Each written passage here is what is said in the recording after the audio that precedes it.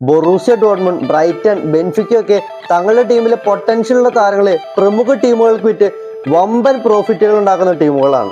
ഇവരെ പോലെ തന്നെ കഴിഞ്ഞ കുറച്ച് സീസണുകളിലായി ബുണ്ടസ്ലിഗ ക്ലബ് എയ്ൻട്രാക്ട് ഫ്രാങ്ക്ഫർട്ട് തങ്ങളുടെ താരങ്ങൾ വിറ്റുണ്ടാക്കിയ പ്രോഫിറ്റ് കേട്ടാൽ നിങ്ങൾ ഞെട്ടും. 2019 മുതൽ നോക്കുകയാണെങ്കിൽ Luka Jovic, Kolo Muani, Andre Silva, Sebastien Haller, Jesper Lindstrom, Willian Pacho, Omar Marmoush, ഇപ്പോൾ ഇതാ ഹ്യൂഗോ എക്കിറ്റിക്ക് എന്നീ താരങ്ങളെ വമ്പൻ തുകയ്ക്കാണ് ഇവർ പ്രമുഖ ടീമുകൾക്ക് വിറ്റിരിക്കുന്നത്.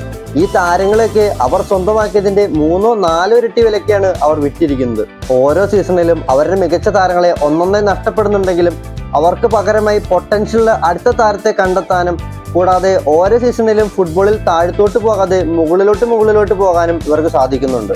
2015-16 സീസണിൽ ലീഗിൽ 16ാം സ്ഥാനത്ത് കിടന്ന ടീം ഓരോ സീസണിലും തങ്ങളുടെ ലീഗ് പൊസിഷൻ മെച്ചപ്പെടുത്തി ഇപ്പോൾ ഇതാ കഴിഞ്ഞ 10 വർഷത്തിൽ അവരെ ഏറ്റവും മികച്ച ലീഗ് പൊസിഷനായ 3ാം സ്ഥാനത്താണ് ഈ കഴിഞ്ഞ സീസൺ അവർ ഫിനിഷ് ചെയ്തത്.